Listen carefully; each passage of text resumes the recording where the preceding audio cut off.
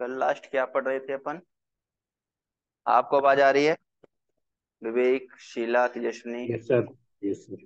Okay. Yes sir. Good morning sir. हाँ, good morning. क्या पढ़ रहे थे लास्ट लास्ट? नाम सर धातु नाम के लिए। धातु करवाया था। नाम धातु करा दिया था। इसके बाद नेक्स्ट लिखिए कृदंत क्रिया। हेडिंग बनाइए कृदंत क्रिया। करा दिया कृदंत, नहीं कराया? सर नहीं करवाया। नहीं कराया। कृदंत क्रिया क्या होता है भाई? कृदंत अपन ने देखा था जब प्रत्यय पढ़ा था, तो वहां पर दो प्रत्यय पढ़े थे ना। एक पढ़ा था कृदंत प्रत्यय और एक पढ़ा था तद्धित प्रत्यय। पढ़ा था? पढ़ा था भाई, नहीं पढ़ा था? यस याद तो सर, है? यस हाँ। Sir, yes sir. Yes yes sir. तो सर। जब कृदंत प्रत्यय में अपन ने पढ़ा था कि कृदंत प्रत्यय कहाँ पर बनते हैं, कहाँ पर जुड़ते हैं प्रत्यय? क्रिया या मूल धातु के बाद। किसके बाद जुड़ते हैं?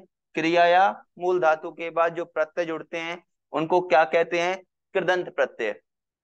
अब वो जो जुड़ते हैं प्रत्यय, जब वो क्रिया या मूल धातु के बाद जुड़ते हैं, उनको ही क्या कहा जाता है? कृदंत क्रिया कहा जाता है। जब वो प्रत्यय किस तरह प्रयोग होते हैं? क्रिया के रूप में प्रयोग होते हैं, तो उनको क्या बोला जाता है? कृदंत क्रिया। बात क्लियर? लिखिए डेफिनेशन। यस। जब किसी मूल धातु के साथ जब किसी मूल धातु के साथ प्रत्यय का प्रयोग किया जाए, जब किसी मूल धातु के साथ प्रत्यय का प्रयोग किया जाए, तो उससे बनने वाली क्रिया तो उससे बनने वाली क्रिया क्या कहलाएगी? कृदंत क्रिया कहलाएगी। क्या कहलाएगी? कृदंत क्रिया। जैसे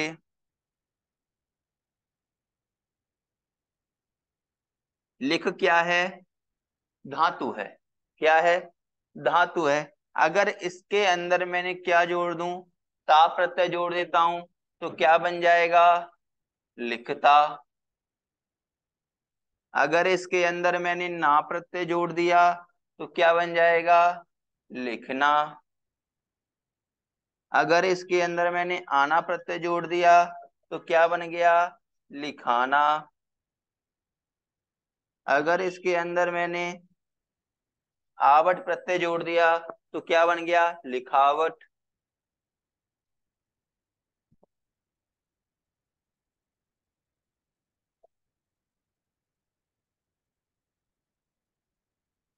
अगर जैसे कोई भी मूल धातु हो या क्रिया हो, उसके साथ क्या जुड़ जाते हैं? प्रत्यय जुड़ जाते हैं, तो ये क्या बन जाते हैं? क्रिया रूप बन जाते हैं। और जब ये क्रिया रूप कहाँ पर प्रयोग होते हैं? क्रिया की तरह प्रयोग होते हैं, तो इनको बोलते हैं कृदंत क्रिया। वहां पर क्या बोल रहे थे? कृदंत प्रत्यय। यहाँ पर क्या बोल रहे हैं?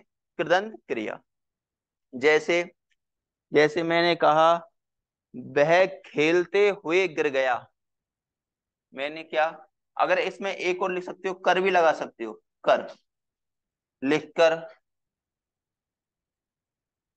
लिखकर।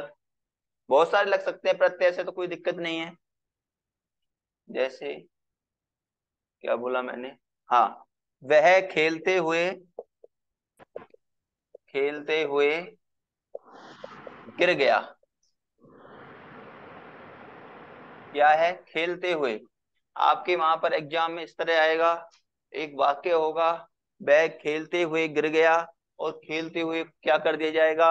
अंडरलाइन कर दिया जाएगा, और आपसे पूछा जाएगा बताइए इसमें कौन सी क्रिया है। वहां पर चार ऑप्शन होंगे: कृदंत क्रिया, पूर्वकालिक क्रिया, या संयुक्त क्रिया, या फिर आशा जी माइक म्यूट करिए। इस तरह आपसे पूछा जाएगा कि भाई यहाँ पर कौन सी क्रिया है, तब आपको बताना है कि इसके अंदर कौन सी क्रिया है। खेलते हुए गिर गया। अब देखिए, कई बार क्या होता है, अपन को कंफ्यूजन जो होगा वो होगा पूर्वकालिक के अंदर और कृदंत के अंदर। बच्चा कंफ्यूज होता है क्योंकि आपको भी समझ नहीं आ रहा है, आप पूछ भी नहीं पा रहे हो इसलिए। ध्यान दीजिए, मैं बता देता हूँ कहाँ कंफ्यूज होगी जब आप दोबारा पढ़ोगे इसको। जब मैंने पूर्वकालिक क्रिया पढ़ाई थी उसमें क्या लिखाया था, वह खाकर सो गया, वह पढ़कर खेलेगा, वह नहाकर सोएगा। यहाँ पर क्या हो रहा है, इस वाक्य को समझिए और इस वाक्य को समझिए। वहां पर क्या हो रहा है, वह खाकर मतलब उसने क्या किया है, राम खाकर मतलब राम ने खाना खा लिया है, खाकर कंप्लीट है, क्रिया क्या हुई, संपन्न हो गई, क्रिया क्या हो गई, संपन्न हो गई। वह खाकर अब क्या करेगा, सोएगा। मतलब मैं इसे बोल सकता हूं ना ऐसे, राम खाकर सोएगा।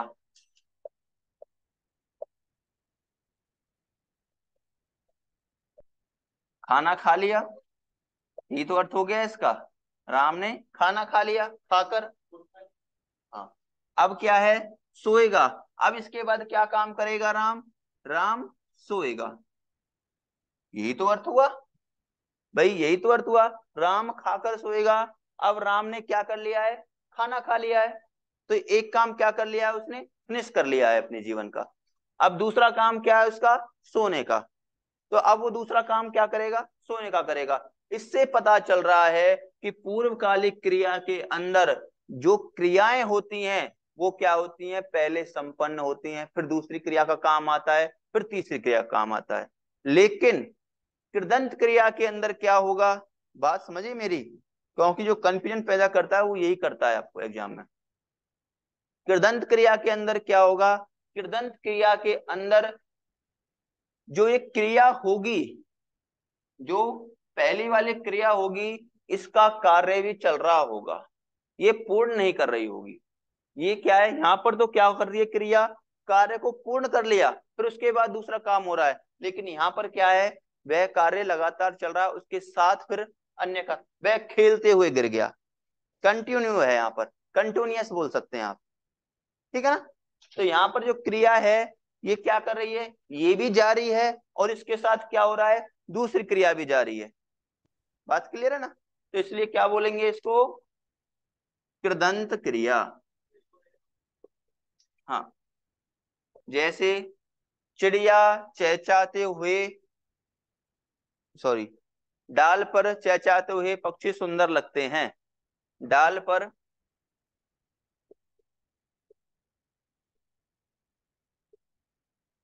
चहचहाते हुए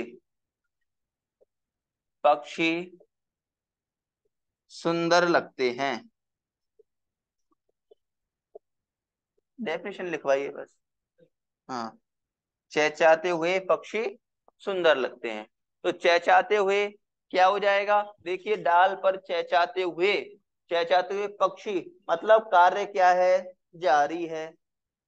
पक्षी क्या कर रहा है, चहचहा रहा है, और जब वो चहचहा रहा है तब क्या लग रहा है, सुंदर लग रहा है। कैसा लग रहा है, सुंदर विशेषण हो गया। हाँ, क्रिया विशेषण हो जाएगा भाई, सुंदर विशेषण है और ये क्या है, क्रिया है। जब अव्यय पढ़ेंगे बताऊंगा क्रिया विशेषण होता है, ये क्रिया विशेषण के अंदर आता है, क्रिया विशेषण अव्यय है, ठीक है। आगे अभी ध्यान देना, ठीक है। अभी जितना, अब केवल इतना समझो यहाँ पर ये विशेषण है, बस क्रिया के आगे लग रहा है।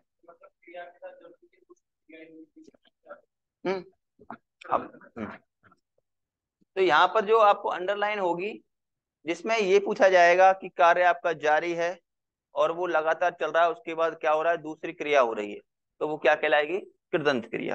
भाई बात क्लियर है या नहीं है, बोलिए। सर क्लियर है। क्लियर है। और किसी को भाई कोई दिक्कत तो नहीं है, Tejaswini, Nisha, Vivek. No sir. No sir. हाँ, एक आध और लिख लीजिए, एग्जाम्पल लिखवा देता हूँ।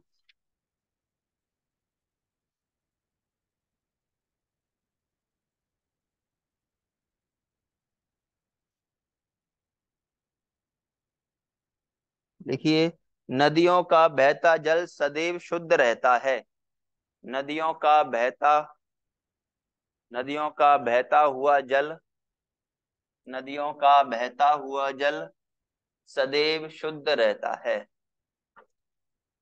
सदैव शुद्ध रहता है।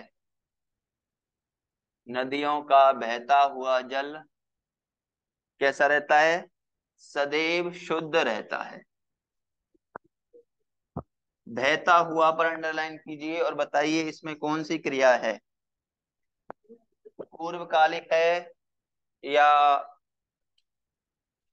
तुम्हारे कृदंत है या फिर है? हाँ, कौन सी होगी? बहता हुआ सकृदंत है। कृदंत होगी। कौन सी होगी? कृदंत क्रिया होगी। नेक्स्ट वाक्य लिखिए। अभ्यारण में भागते हुए हिरण। अभ्यारण इस तरह देखिए, अभ्यारण, अभ्यारण्य में भागते हुए हिरण।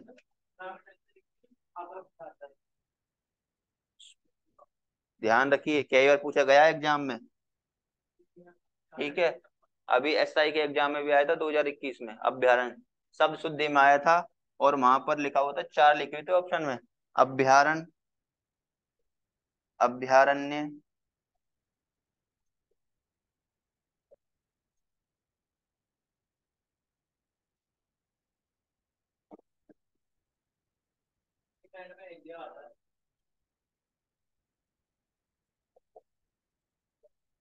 इस तरह लिखे हुए थे, आए थे। शब्द शुद्धि पूछी थी, ध्यान दीजिए, शब्द शुद्धि में ये सही होता है। लिखते अपन ये है, ये गलत है, शुद्ध ये है। हाँ, अभ्यारण्य मतलब अभय प्लस अरण्य। क्या हुआ संधि? अभय प्लस अरण्य। अभय मतलब जहां पर भय नहीं हो, अरण्य जंगल में, जहां पर जंगल में किसी को भय ना हो। कौन किसी को? मतलब पशु पक्षियों को भय ना हो, वहां वो खुले घूम सकते हैं, वो अभ्यारण्य है उनके लिए। हाँ, अरण्य वन को कहते हैं।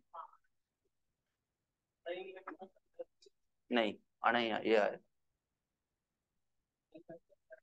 हम्म, मैंने क्या बोला? कौन सा वाक्य बोला? हिरण्य क्या बोला? हाँ, अभ्यारण्य में भागता हुआ हिरण अच्छा लगता है ना? अभ्यारण्य में भागते हुए हिरण अच्छे लगते हैं। अभ्यारण्य में भागते हुए हिरण अच्छे लगते हैं।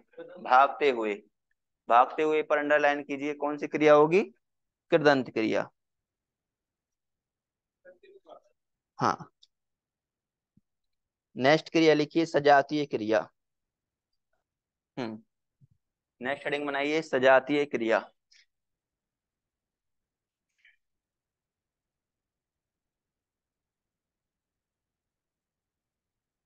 जैसा कि नाम से विदित हो रहा है, सजातीय मतलब क्या होगा? ये एक, हाँ? जीवित तो रहे, जीवित नहीं भाई, सजाया हुआ भी नहीं। सजातीय मतलब समान, सजातीय क्रिया।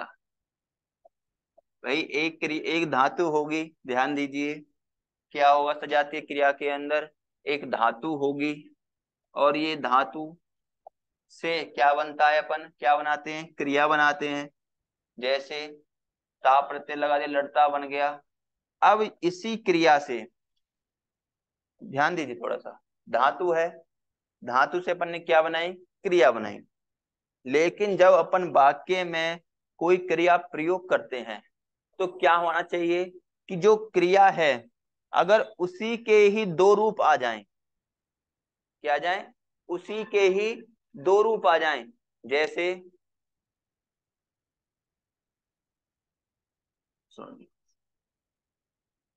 लड़ाई लड़ी, लड़ाई लड़ी,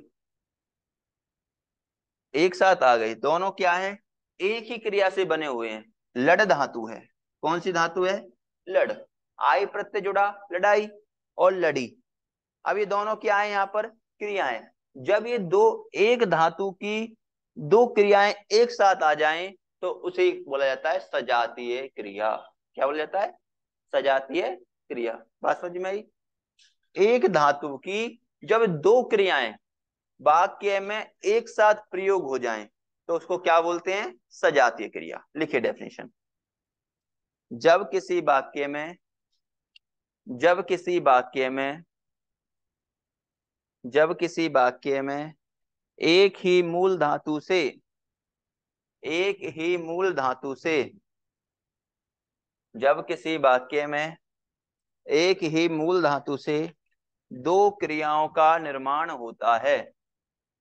जब किसी वाक्य में दो क्रियाओं से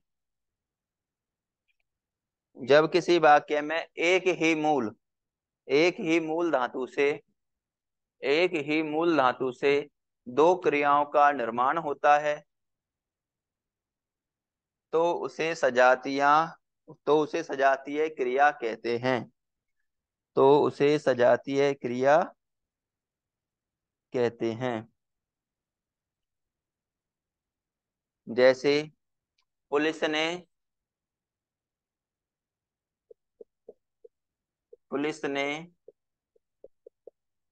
चोर को बड़ी मार दी,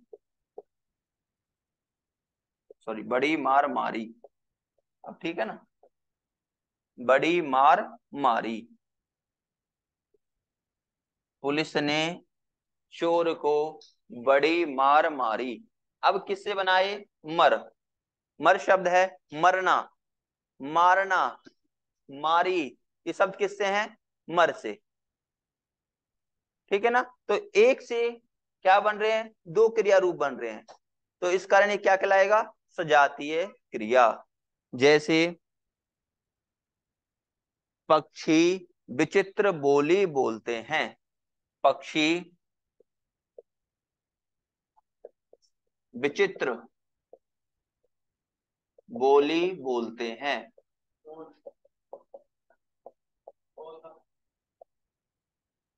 क्या है?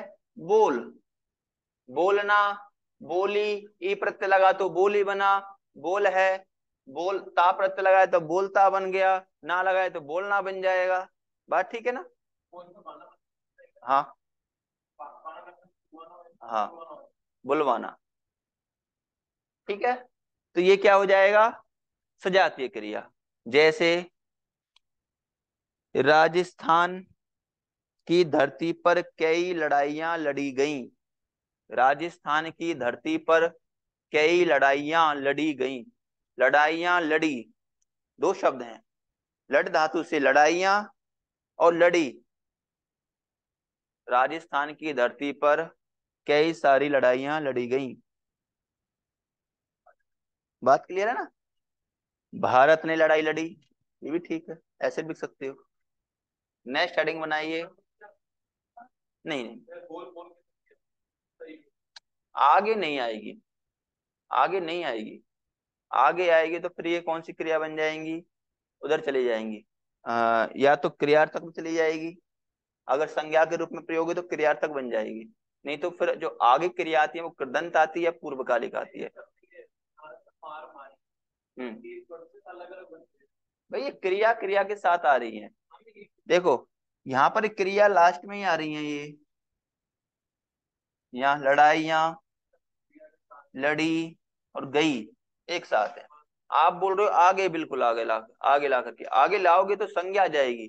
संज्ञा मतलब कर्ता का स्थान ले लेगी, और जब कर्ता का स्थान ले लेगी तो वो क्रिया कौन सी हो जाएंगी? क्रियार्थक क्रिया होती है। वो कौन सी होती है? क्रियार्थक क्रिया। वो कभी भी सजातीय नहीं होंगी, क्योंकि जो संज्ञा का स्थान लेंगी, तो मतलब जैसे मैं बोलूं जीना एक कला है। क्या बोला? जीना एक कला है। अब जीना क्या है? जीना भी क्या है? जी धातु से बना है। क्या बना है? जी। जी से ना प्रत्यय लगाया, जीना बना। अब जो एक जी जो क्रिया है, अब यहाँ पर जो मैंने लिखा है जीना एक कला है। अब क्या ये आपको यहाँ पर क्या इसे क्रिया रूप बोलेंगे? नहीं। ये क्या है? यहाँ पर संज्ञा की तरह प्रयुक्त हो रही है तो क्रिया ही, लेकिन प्रयुक्त कैसी हो रही है? संज्ञा की तरह, या फिर बोल सकते हैं सब्जेक्ट की तरह। नेक्स्ट अपना यही है, इसलिए समझा रहा हूं। तो यहाँ पर क्या है? जीना। अब ये क्या है? या तो कर्ता कहें इसे, या फिर क्या कहें, संज्ञा के स्थान पर प्रयुक्त हो रही है। अब जो क्रिया संज्ञा या कर्ता के स्थान पर प्रयुक्त होती है उन्हें क्या बोला जाता है? क्रियार्थक क्रिया। नेक्स्ट हेडिंग बनाइए, क्रियार्थक क्रिया। भाई वैसे क्रिया में कोई दिक्कत तो नहीं है ना? वैसे मैंने बहुत आराम से पढ़ाई है आपको, एक एक चीज खोल के पढ़ाई है। क्रियार्थक क्रिया, लिखिए, जब कोई क्रिया संज्ञा के स्थान जब कोई क्रिया संज्ञा के स्थान पर आकर संज्ञा का काम करे, जब कोई क्रिया संज्ञा के स्थान पर आकर संज्ञा का काम करे तो वो क्या कहलाएंगी? क्रियार्थक क्रिया। नेक्स्ट लिखिए, ये क्रियाएं नेक्स्ट लिखिए, नेक्स्ट लाइन से, ये क्रियाएं ये क्रियाएं वाक्य के अंत में न आकर ये क्रियाएं वाक्य के अंत में न आकर कहां पर आती हैं? मध्य या शुरू में आती हैं। मध्य या शुरू में आती हैं। बात क्लियर है ना? ये क्रियाएं वाक्य के अंत में न आकर मध्य या शुरू में आती हैं। जैसे जीना एक कला है। जीना एक कला है।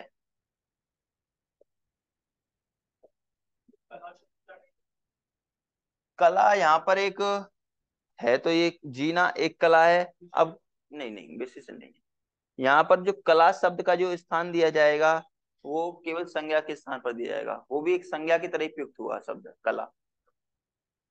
ठीक है ना? अब यहाँ पर जो क्रिया है तो ये क्रिया, पर ये काम किसका कर रही है? एक संज्ञा का काम कर रही है। किसका काम कर रही है? संज्ञा का काम कर रही है कि भाई कुछ। हाँ, जैसे आप और लिख सकते हो वाक्य, जैसे लिखना भी एक साधना है। लिखते हैं ना, लिखना भी क्या है? एक साधना है। पढ़ना भी एक तपस्या है। पढ़ना भी एक तपस्या है। लग रहा होगा जो पढ़ रहे होंगे उनको तो, जो नहीं पढ़ रहे उनको तो कुछ नहीं लग रहा होगा। सर मुझे लग रहा है। हाँ, क्या चीज? पढ़ना भी एक तपस्या है, क्योंकि हाँ, ये क्रिया किसका काम कर रही है? संज्ञा का काम कर रही है यहाँ पर। पढ़ना भी एक तपस्या है। जैसे देश के लिए मरना गर्व की बात है। देश के लिए मरना गर्व की बात है।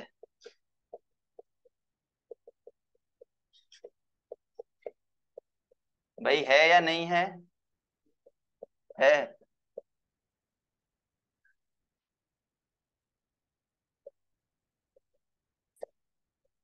देश के लिए मरना गर्व की बात है।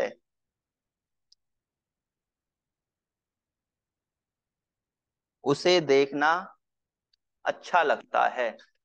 उसे देखना अच्छा लगता है। उसे देखना, देखना शब्द जो आएगा ये क्या है? क्रिया है, लेकिन किसका तरह काम कर रही है? संज्ञा की तरह। हाँ, ठीक है भाई। बात क्लियर हुई या नहीं हुई? भाई बात क्लियर है ना? क्रिया में यस कोई सर। कोई परेशानी तो नहीं यस है? सर। सबको क्लियर है क्रिया? सबसे टफ जी टॉपिक सर। बताते हैं इसको लोग, क्रिया को। आपको टफ लगा ये? संधि टफ नो लगी सर। आपको? नहीं नो। थी संधि, नहीं थी ना संधि। सम प्रत्यय टफ थे। सर आप टीचर देखो, अच्छे होंगे। सबसे ज्यादा टफ बताते हैं संधि को। संधि टफ लगी आपको? नहीं लगी। सर आप टीचर ना इसलिए। क्या? सर आप टीचर अच्छे हो ना इसलिए। अरे ऐसा कुछ नहीं है। या फिर सबसे ज्यादा टफ बताते हैं क्रिया को। क्रिया में कुछ समझ ऐसा टफ लगा आपको? कुछ भी टफ नहीं है। देखो, पढ़ोगे तो टफ कुछ नहीं लगेगा, और नहीं पढ़ोगे सब टफ है। सीधी सी बात। नेक्स्ट हेडिंग बनाइए अव्यय। अब लास्ट बताते हैं सब अव्यय को कठिन, और अव्यय सबसे सरल लगेगा आपको। क्रिया कंप्लीट है आपकी। ठीक है, नेक्स्ट हेडिंग बनाइए अव्यय।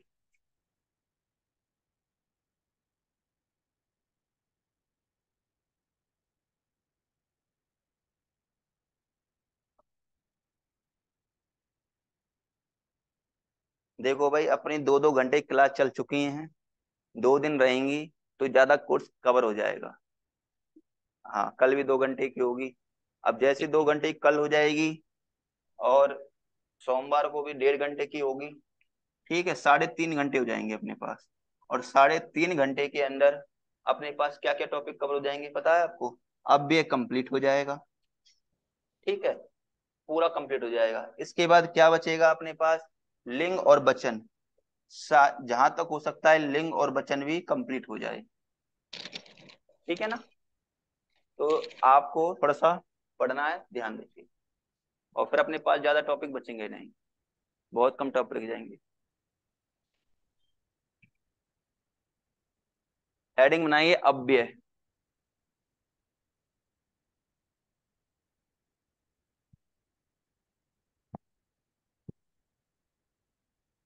किसे कहते हैं भाई अव्यय? बताइए, अव्यय किसे कहते हैं? बहुत बार बताया मैंने आपको। अविकारी शब्द।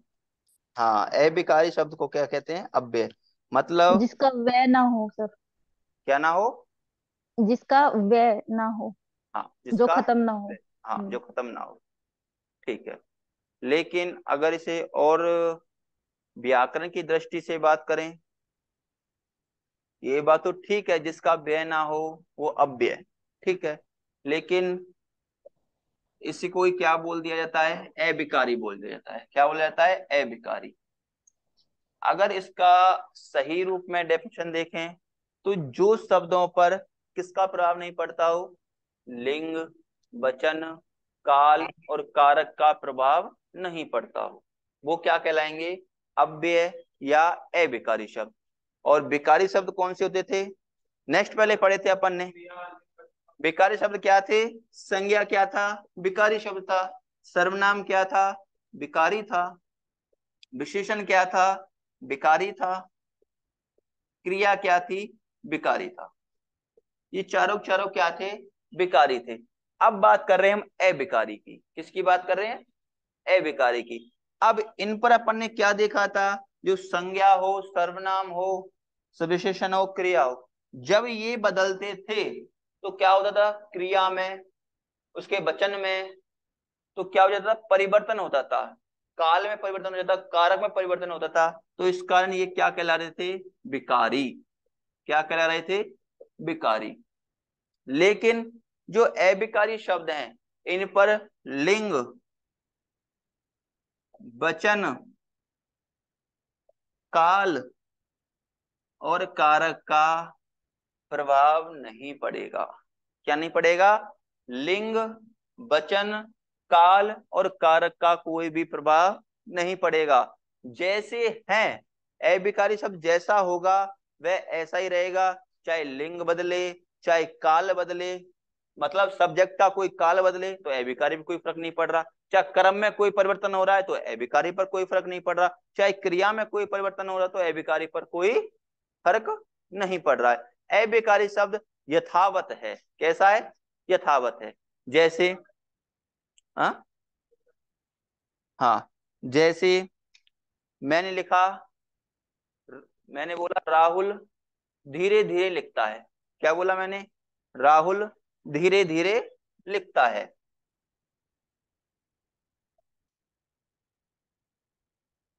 या पढ़ता है, कुछ भी लिख सकते हो। पढ़ता है। ठीक है। अब जो देखिए, ये राहुल है, ये क्या हुआ? कर्ता। क्या है? कर्ता। पढ़ता है क्या है? क्रिया। अब जो ये शब्द हैं धीरे धीरे, ये क्या है? अविकारी शब्द। कौन शब्द है? अविकारी शब्द। अब जब ये अविकारी शब्द आ गए, अब देखिए, अगर मैं ये सब्जेक्ट में परिवर्तन कर दूं, राहुल पढ़ता है, ये किसका है? पुल्लिंग है। और किसका है? एक वचन है। क्या है? एक वचन है और पुल्लिंग है। तो क्रिया भी कैसी है अपने पास? एक वचन की और पुल्लिंग की क्रिया है। कैसी है? एक वचन की क्रिया है और पुल्लिंग की क्रिया है। जैसे ही मैंने क्या कर दिया, इसका लिंग चेंज कर दिया। क्या कर दिया? लिंग चेंज कर दिया। मैंने क्या बना दिया? रमा। क्या बना दिया? रमा। तो ये क्या हो जाएगा, रमा धीरे धीरे पढ़ती है। धीरे धीरे में परिवर्तन हुआ क्या, नहीं हुआ। क्रिया परिवर्तन किसमें हुआ, क्रिया में। कर्ता में परिवर्तन करा तो क्रिया स्वतः ही परिवर्तित हो रही है। क्या हो रही है, स्वतः ही परिवर्तित हो रही है। मतलब क्रिया में मैं कुछ का भी परिवर्तन कर दूं, लिंग का कर दूं, वचन का कर दूं, काल का कर दूं, कारक का कर दूं, तो क्या होगा, क्रिया पर फर्क पड़ेगा। जैसी यहां पर क्रिया होगी ऐसी क्रिया उधर होगी। अगर यहां पर बहुवचन का सब्जेक्ट है तो क्रिया बहुवचन की होगी। बात क्लियर आ रहा है समझ में, कि जो अगर अपने पास सब्जेक्ट कैसा है, बहुवचन का है, तो क्रिया भी कैसी होगी, बहुवचन की होगी। सब्जेक्ट अपना एक वचन का है तो क्रिया भी कैसी होगी, एक वचन की होगी। लेकिन जो ये अव्यय शब्द हैं इन पर कोई प्रभाव नहीं पड़ेगा। कुछ भी चेंज कर लो आप, ये तो ऐसे ही रहेंगे भाई। हम पर कोई, चाहे कोई कितना ही कह ले, कुछ ऐसे बच्चे भी होते हैं ना, चाहे उनसे कितना ही कह लो, पढ़ ले पढ़ ले, एग्जाम आ गया, 10 दिन पहले भी कह लेना, मतलब उन्होंने तो पक्का ही सोच रखा है हम तुझ कितना ही कह लो, हम पर कोई फर्क पड़ने वाला नहीं है। तो ऐसे ही ये है, ऐसे ही क्या है, अविकारी शब्द है, इन पर कोई फर्क नहीं पड़ता है, ये जैसे होते हैं ऐसे ही रहते हैं। ठीक है, लिखिए डेफिनेशन। जो शब्द अविकारी शब्द, लिखिए अविकारी या अव्यय शब्द, लिखिए जो शब्द लिंग वचन काल, लिंग वचन काल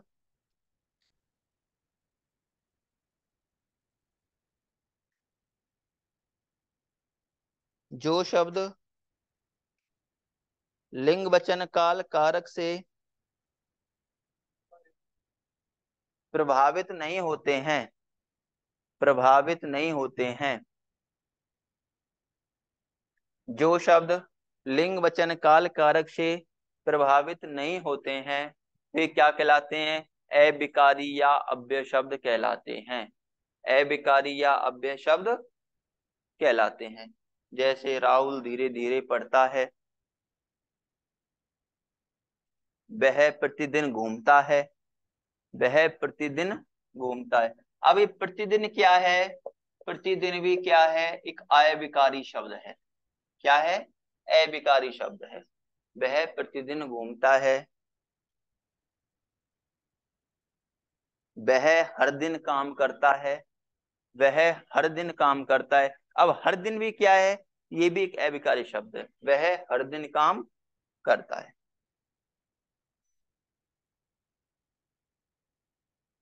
इसके बाद नेक्स्ट हेडिंग बनाइए, अविकारी शब्द। अविकारी शब्द निम्न प्रकार के होते हैं। भाई निम्न प्रकार की क्यों लिखवा रहा हूं मैं, ध्यान दीजिएगा मेरी बात को, आपसे नहीं पूछा जाएगा कि इसके कितने भेद होते हैं, इसलिए मैं लिखवा रहा हूँ निम्न प्रकार के होते हैं।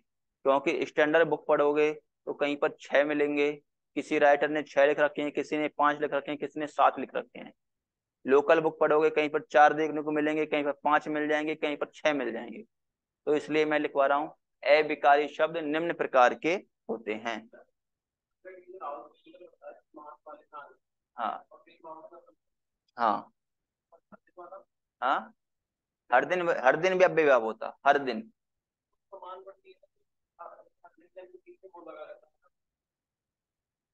उससे कोई फर्क नहीं पड़ेगा, हर दिन, हर दिन अव्यय भाव होगा। क्या, क्या बता रहा था, क्या तुम छोड़वा देते हो। हाँ हाँ, निम्न भेद होते हैं। जैसे नंबर 1 लिखिए, नंबर 1 क्रिया विशेषण, नंबर 1 क्रिया विशेषण। नंबर 2 संबंध बोधक विशेषण। नंबर 2 संबंध बोधक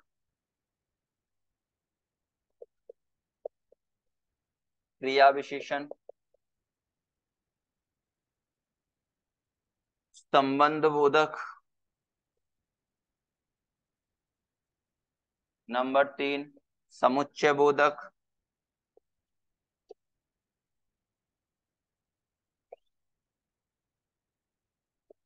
नंबर 4 विस्मयादि बोधक,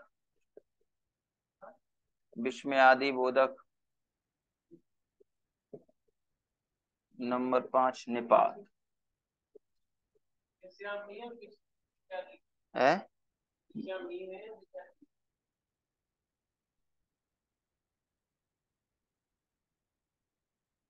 इसमें होता है ये विस्मादि बोधक, शुद्ध तो ये है। हाँ आधा से लिखते अपन क्या लिख लेते हैं, इस तरह लिख लेते हैं, होता तो ये है शुद्ध।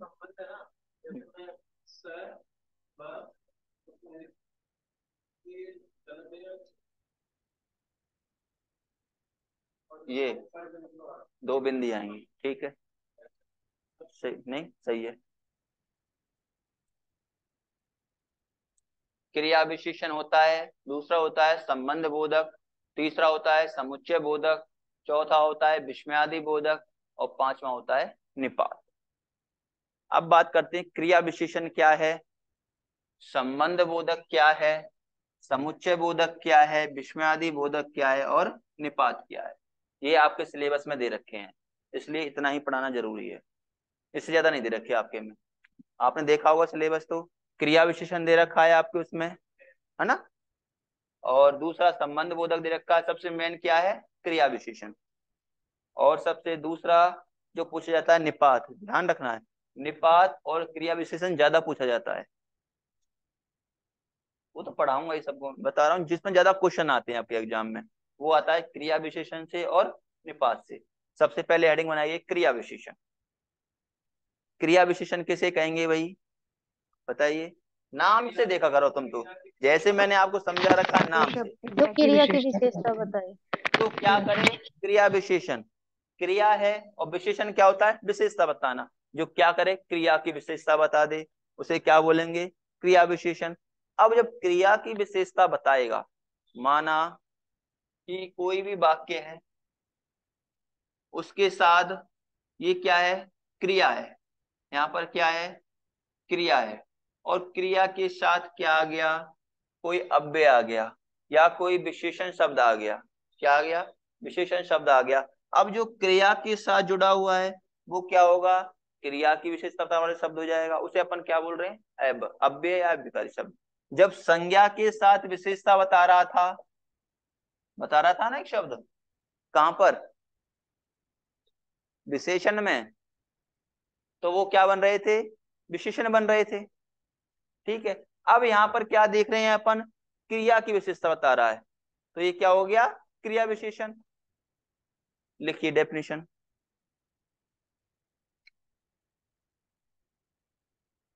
लिखिए, जो शब्द क्रिया की विशेषता बताते हैं, जो शब्द क्रिया की विशेषता बताते हैं उन्हें क्रिया विशेषण कहते हैं। उन्हें क्या कहते हैं, क्रिया विशेषण कहते हैं। जो शब्द क्रिया की विशेषता बताते हैं उन्हें क्रिया विशेषण कहते हैं।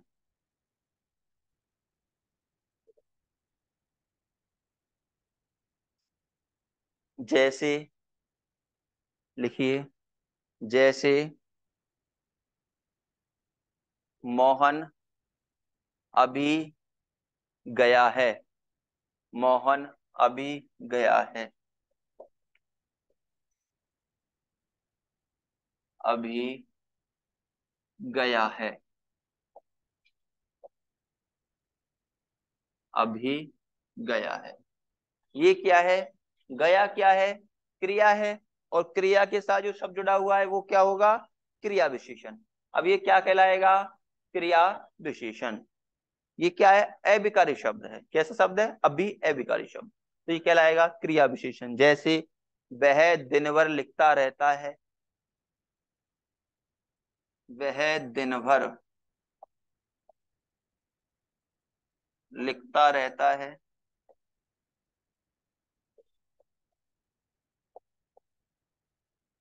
दिन भर, वह दिन भर, दिन भर क्या है, ये क्या है, लिखना क्रिया है, रहना क्या है, क्रिया है, लेकिन इस क्रिया के पहले क्या आ रहा है, एक विशेषण आ रहा है। विशेषण कौन सा है, अविकारी विशेषण है, कौन सा है, अविकारी, अव्यय है। और जो अव्यय है इसमें किसका प्रभाव नहीं पड़ता है, लिंग वचन काल कारक का, इसलिए क्या कहलाएगा? क्रिया विशेषण। क्रिया से पहले आ रहा है, किससे पहले आ रहा है?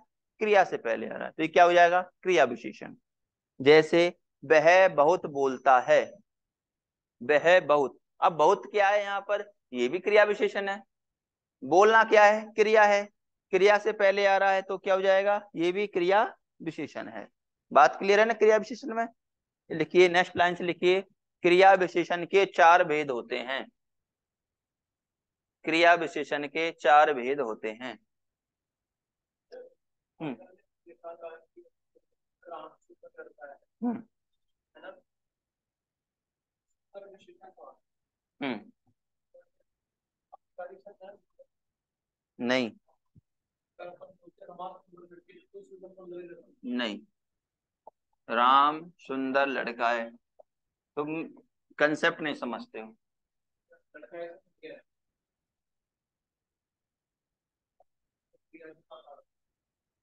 राम सुंदर लड़का है, यहाँ पर क्या है? लड़का क्या है? संज्ञा है, और राम भी क्या है? संज्ञा है। ये इससे भी क्या है? विशेषण है। कौन सा विशेषण है? विधेय विशेषण। संज्ञा के बाद विशेषण आ जाए तो विधेय विशेषण, संज्ञा के पहले विशेषण आ जाए तो उद्देश्य विशेषण, तब भी विशेषण ही है। लेकिन यहाँ बात कर रहे हैं अपन क्रिया विशेषण की, क्रिया से पहले आए। अब जो ये शब्द है सुंदर, सुंदर क्या है? विशेषण शब्द होता है। लेकिन यहाँ पर अपन जो बात कर रहे हैं वो अविकारी शब्द की कर रहे हैं। किसकी कर रहे हैं? अविकारी शब्द को मैं क्या कह रहा हूं कि भाई जो क्रिया की विशेष, समझाने के लिए, क्या कह रहा हूं? समझाने के लिए कि ये क्या कर रहा है? अविकारी शब्द इस क्रिया की विशेषता बता रहा है, जैसे अपन ने विशेषण में पढ़ा था, इस तरह समझ लो। लेकिन कहने को क्या है? वो अविकारी शब्द है। अगर व्याकरण दृष्टि से बोला जाए तो जो क्रिया से पहले प्रयुक्त हो रहा है शब्द, जो क्या कर रहा है? क्रिया के साथ आ रहा है, वो अविकारी शब्द है। लेकिन आपके समझ में आए इसलिए मैं बोल रहा हूं कि ये क्या है? ये क्या कर रहा है कि विशेषता बता रहा है भाई क्रिया की। सुंदर विशेषण है, ये अविकारी नहीं होता है, अव्यय नहीं है। ठीक है। हम्म लिखिए, नेक्स्ट लिखिए, क्रिया विशेषण के 4 भेद होते हैं। एक होता है कालवाचक, एक होता है कालवाचक, दूसरा होता है स्थानवाचक। भाई यहाँ से क्वेश्चन आता है, थोड़ा ध्यान देके पढ़ें। परिमाणवाचक, चौथा रीतिवाचक। कौन कौन से होते हैं भाई? एक होता है कालवाचक होता है, दूसरा स्थानवाचक होता है, तीसरा परिमाणवाचक होता है, चौथा क्या होता है? रीतिवाचक। कालवाचक की बात करें, मैं समझा दूं एक बार आपको सबको। कालवाचक के अंदर क्या होगा? काल किसे कहते हैं? काल मतलब समय। कोई समय या घटना के बारे में अपन को जो बात बताएगा, जिसका बोध कराएगा, वो क्या कहलाएगा? कालवाचक। क्या कहलाएगा? कालवाचक। जो स्थान, जो क्या बताएगा? स्थान मतलब कहाँ पर बैठी है। जैसे रमा सामने बैठी है, रमा कुर्सी पर बैठी है। जो क्या बताएगा? जो स्थान को संबोधित करेगा, क्या करेगा? घटना में स्थान को संबोधित करेगा, वो क्या कहलाएगा? स्थानवाचक। परिमाणवाचक के अंदर क्या होगा? क्या बताया परिमाण मैंने? नाप तोल। जहां पर नाप तोल संबंधी बात होंगी वो हो जाएगा परिमाणवाचक। और रीतिवाचक तो आप जानते ही हो, रीति जानते हो ना? रीति ढंग, तरीका, रहन सहन, सभ्यता, सब चीज रीति में आ जाती हैं। जो इनकी बात करेगा, रीति रिवाज की बात करेगा, ढंग तरीके की बात करेगा, वो क्या कहलाएगा? रीतिवाचक। ठीक है। सबसे पहले हेडिंग बनाइए कालवाचक। हेडिंग बनाइए कालवाचक। लिखिए, जिस क्रिया से, जिस क्रिया से काल से संबंधित, जिस क्रिया से काल से संबंधित, काल मतलब समय, जिस क्रिया से काल से संबंधित विशेषता का बोध होता है। विशेषता का क्या होता है? बोध होता है। जिस क्रिया से काल से संबंधित विशेषता का बोध होता है।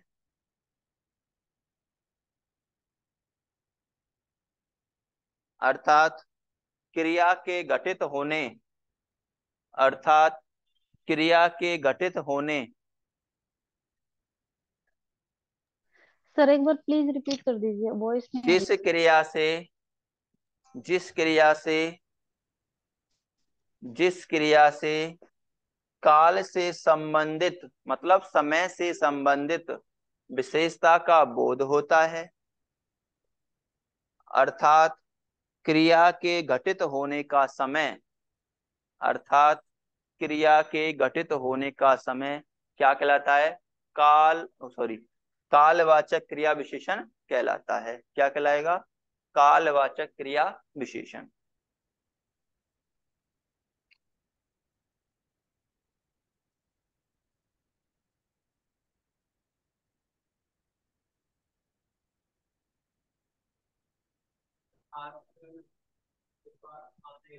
हम्म, क्या? जैसे लिखिए, वह दिन भर लिखता रहता है।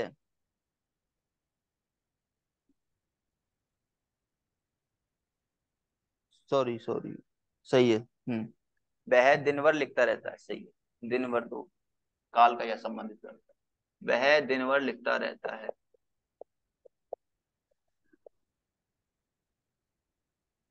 लिखता रहता है। दिन भर, दिन भर शब्द जो कहां पर आता है? काल में। कहां पर आता है? काल को बताता है भाई। जैसे वह दिन भर लिखता रहता है। कब लिखता रहता है? दिन भर लिखता रहता है। अब बात करेंगे, जैसे कालवाचक के अंदर भाई आपको कैसे पहचान हो पाएगी शब्दों की? जैसे सुनिए, प्रतिदिन होता है, हर क्षण होता है, हल पर होता है, घड़ी घड़ी होता है, दिन भर होता है, हर दिन होता है। इसके बाद ये सवेरा, जल्दी, शाम, ये शब्द क्या है? सारे के सारे अविकारी शब्द हैं। कैसे शब्द हैं?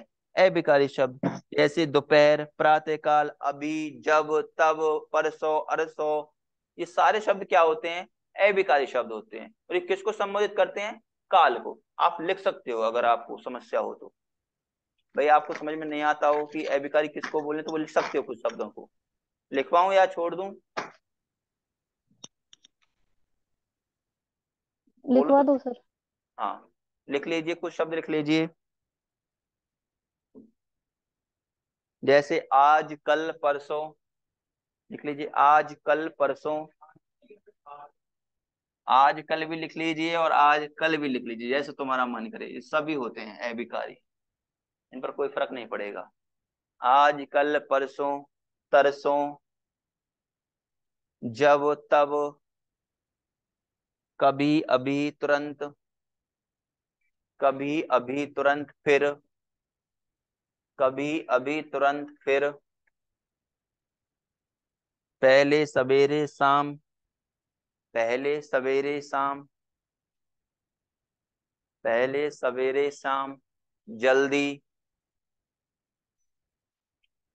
जल्दी, आखिर, प्रातःकाल, सायं, प्रातःकाल, सायं, दिन भर, हर दिन, हर क्षण, दिन भर, हर दिन, हर क्षण, प्रतिदिन, हर घड़ी, पुनः पुनः, हर दिन, हर पल, हर घड़ी, पुनः पुनः, नित्य, नित्य, लगातार, सदैव, नित्य, लगातार, सदैव,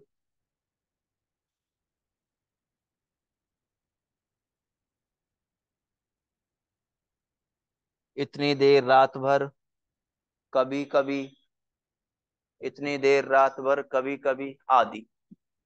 बात क्लियर हुई?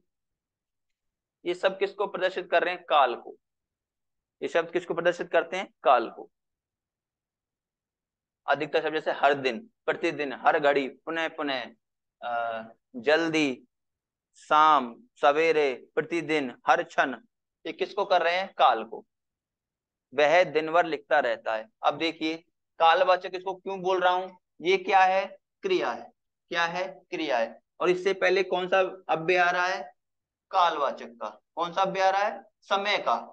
कौन सा अव्यय आ रहा है? समय का। समय सूचक अव्यय है, और समय के होने के कारण ये क्या कहलाएगा? कालवाचक क्रिया विशेषण। क्या कहलाएगा? कालवाचक क्रिया विशेषण। जैसे और लिखिए, वह कल आएगा। वह कल आएगा। अब कल क्या है यहाँ पर? हम्म, कालवाचक। क्या हो जाएगा? कालवाचक क्रिया विशेषण। कल। कल क्या है? कालवाचक क्रिया विशेषण। आएगा क्या हो जाएगा? क्रिया। नेक्स्ट वाक्य लिखिए। हम्म,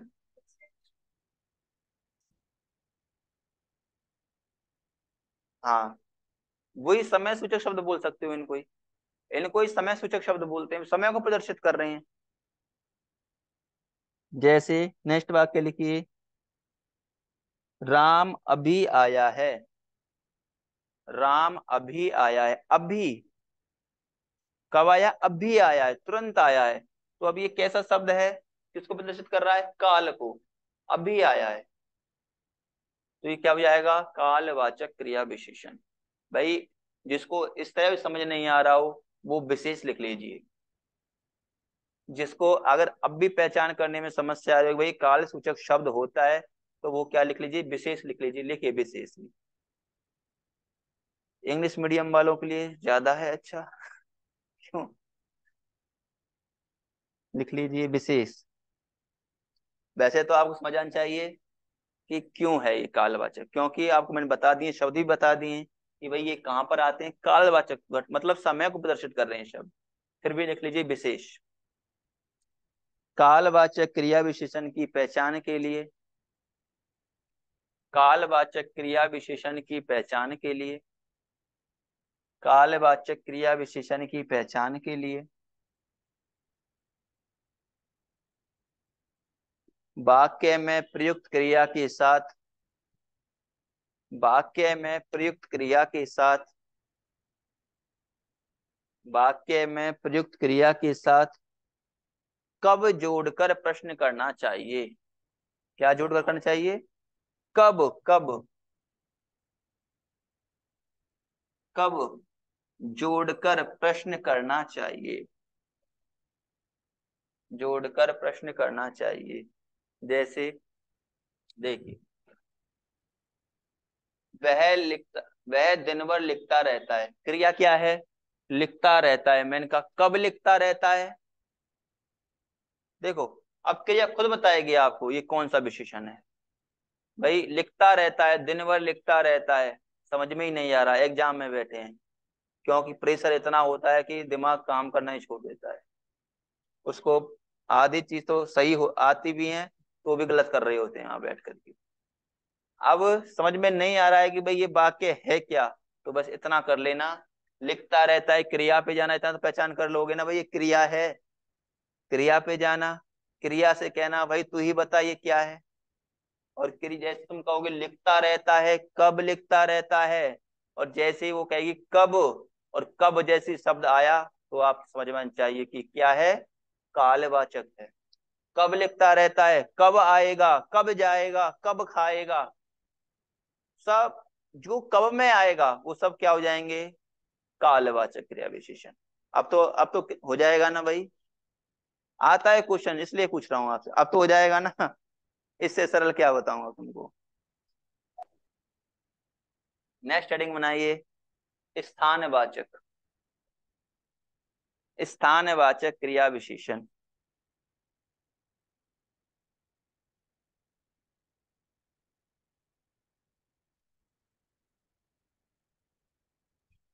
लिखिए, जिन क्रिया विशेषणों से, जिन क्रिया विशेषणों से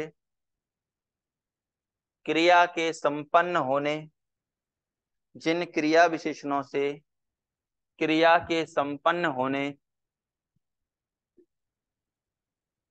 क्रिया के संपन्न होने के स्थान का पता चले, संपन्न होने के स्थान का पता चले, अर्थात क्रिया जिस स्थान पर घटित हुई हो, अर्थात क्रिया जिस स्थान पर घटित हुई हो, क्या कहलाएंगे? स्थानवाचक क्रिया विशेषण। क्या कहलाएंगे? स्थानवाचक क्रिया विशेषण। जैसे हम्म अर्थात के बाद हाँ, क्रिया जिस स्थान पर घटित हुई हो, क्रिया जिस स्थान पर घटित हुई हो।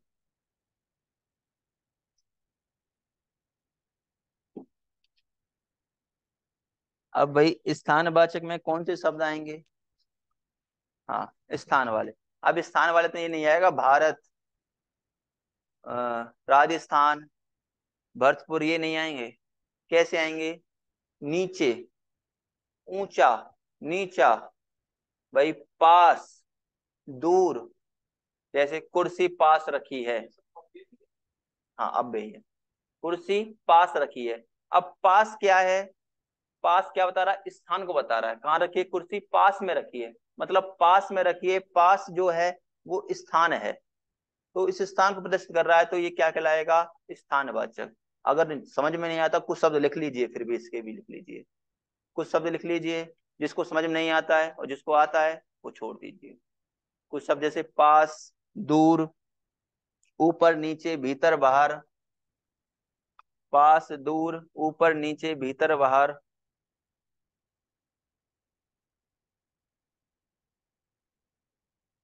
निकट, जहां तहां, दाएं बाएं।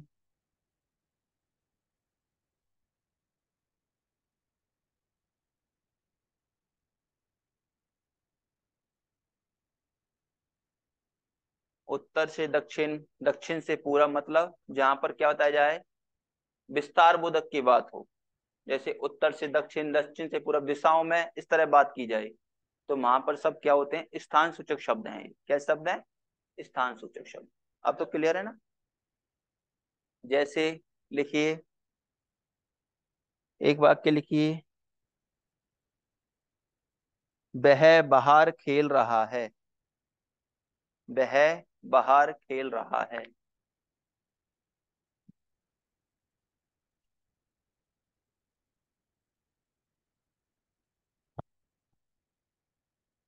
वह बाहर खेल रहा है।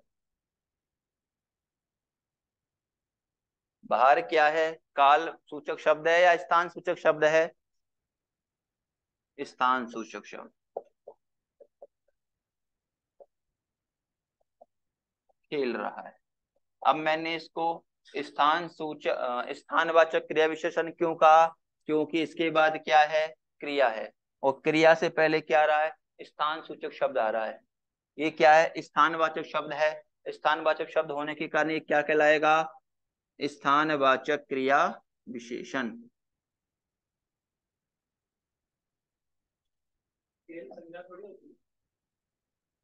खेल क्रिया है भाई, खेल रहा है, खेलना। खेल धातु है। अगर इस तरह पूछ रहे हो तो खेल क्या है? धातु रूप है यहाँ पर। खिल किससे बना है? खिल से बना है। खिल से, खिल से खेल बना है।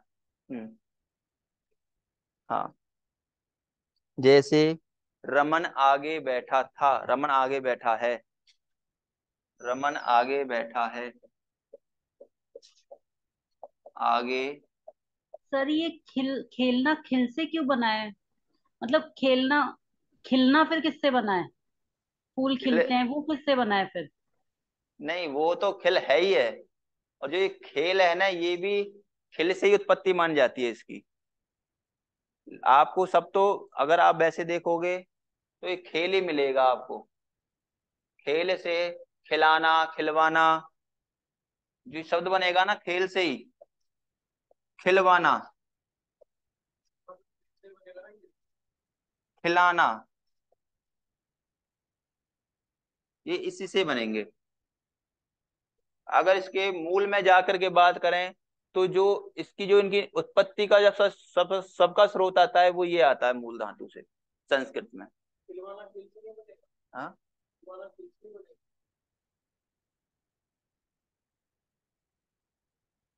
खिलाई, ये सारे शब्द भाववाचक संज्ञा में खिलाई बन जाएगा। जैसे लेख शब्द होता है, कौन शब्द होता है? लेख।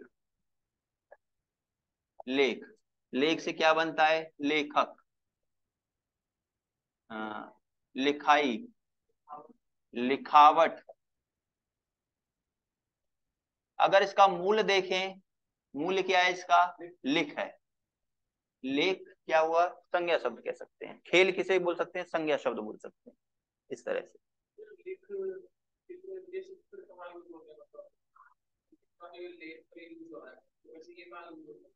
ये मूल धातु हैं भाई, ये धातुएं हैं। जब आप संस्कृत पढ़ोगे, संस्कृत में क्या होता है, वहां पर फिक्स हैं, धातुएं बनाई हुई हैं। और धातुओं की एक अलग बुक आती है, इतनी मोटी बुक है, उसके धातु ही धातु भरे पड़े हैं उसके अंदर, और कुछ नहीं है। आपको 2-4 हजार धातु ही धातु मिलेंगे, तो वहां से इनके आते हैं। धातु फिक्स हैं, ठीक है ना, ये धातुओं से निर्मित है। इसके बाद, हाँ, वह बाहर खेल रहा है, रमन आगे बैठा है। आगे बैठा है, ये क्या है? बैठना क्रिया है। और ये क्या है? आगे। क्या है? आगे। आगे क्या बता रहा है? स्थान सूचक शब्द, तो ये क्या हो जाएगा? स्थानवाचक क्रिया विशेषण। नेक्स्ट लिखिए।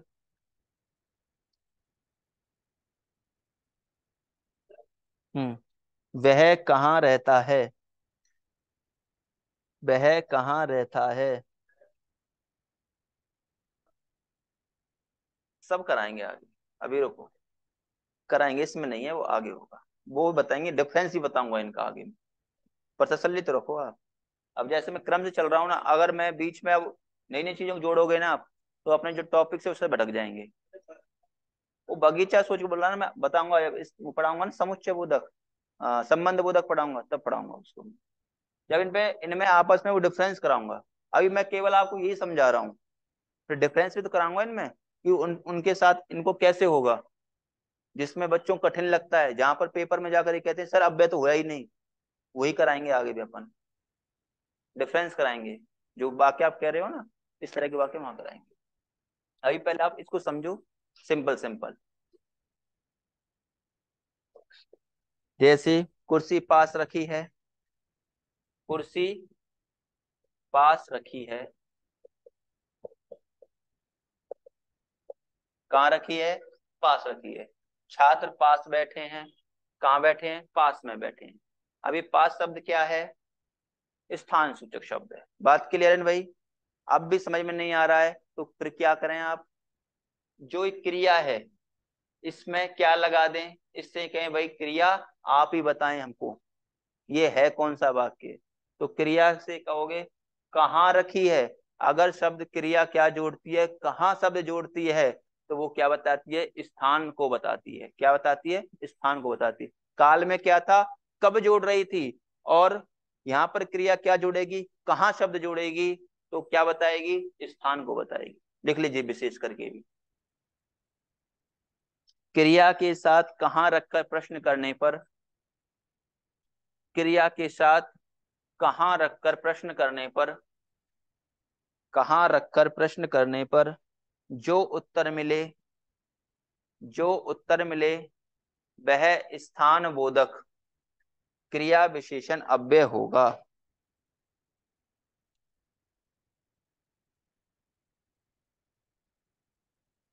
क्या होगा? वह स्थान बोधक क्रिया विशेषण होगा। नेक्स्ट लाइन से लिखिए, नेक्स्ट लाइन से जो आप कह रहे थे अभी, जो अभी बोल रहे थे ना, उसके बारे में लिखवा रहा हूं ये पॉइंट। लिखिए, लेकिन उत्तर में संज्ञा, लेकिन उत्तर में संज्ञा शब्द नहीं आना चाहिए। उत्तर में क्या नहीं आना चाहिए? संज्ञा शब्द नहीं आना चाहिए। मैं बता रहा ना, जयपुर, भरतपुर, ये शब्द स्थान मत समझो भी यहाँ पर। अगर इनको समझोगे तो फिर अलग चीजें पहुंच जाएंगे अपन। यहाँ पर क्या आना चाहिए, संज्ञा शब्द नहीं आनी चाहिए, उत्तर में संज्ञा शब्द नहीं आने चाहिए।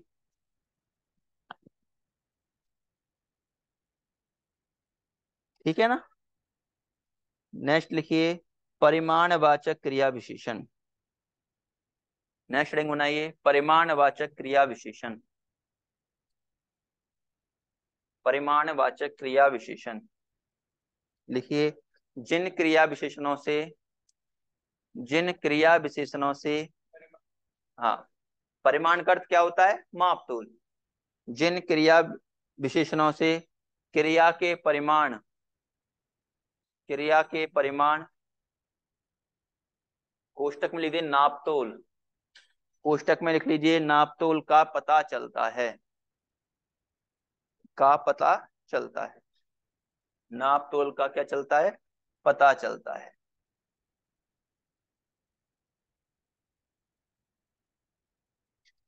बात क्लियर है भाई। यहाँ पर किसका पता चलेगा, नापतोल का। नापतोल में बता ही चुका हूं, थोड़ा, बहुत, ज्यादा, कम, उतना, जितना, इतना, ये सब क्या है, नापतोल संबंधी।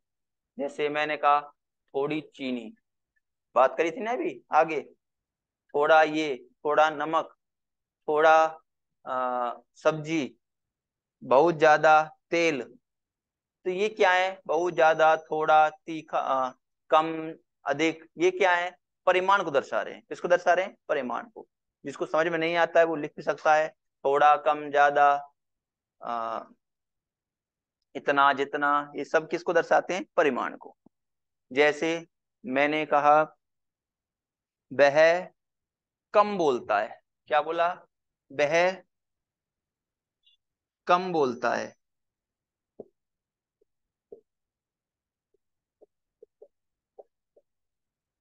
अब कम बोलता है तो ये किसको दर्शाएगा, परिमाण को। किसको दर्शाएगा, परिमाण को। कम बोलना क्या हो जाएगा, उसका परिमाण है। क्या है कि वह कम बोलता है। अगर कोई अधिक बोलता है तो हम क्या बोलते हैं, वह बहुत ज्यादा बोलता है। अब बहुत ज्यादा, अब ये क्या है, उसका परिमाण है कि भाई उसकी कैपेसिटी है कि वो कितना बोल सकता है। ठीक है, एक व्यक्ति की कैपेसिटी होती है कि भाई वह 1 घंटा बोलेगा, एक व्यक्ति की कैपेसिटी वो 10 घंटा बोल सकता है। तो ये किसको दर्शा रहा है, उसके परिमाण को दर्शा रहा है। किसको दर्शा रहा है, उसके परिमाण को। उसके परिमाण को दर्शाने के कारण इसको क्या बोल रहे हैं अपन, परिमाणवाचक क्रिया विशेषण। क्रिया विशेषण क्यों बोल रहे हैं, क्योंकि यहाँ पर क्या है, क्रिया है।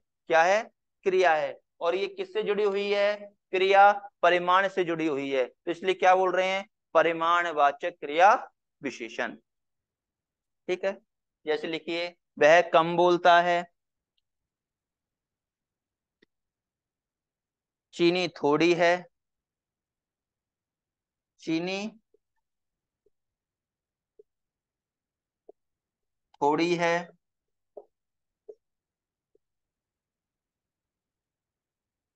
मिठाई ज्यादा है,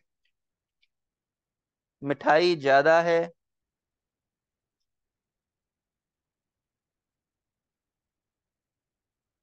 चाय में दूध काफी है, चाय में दूध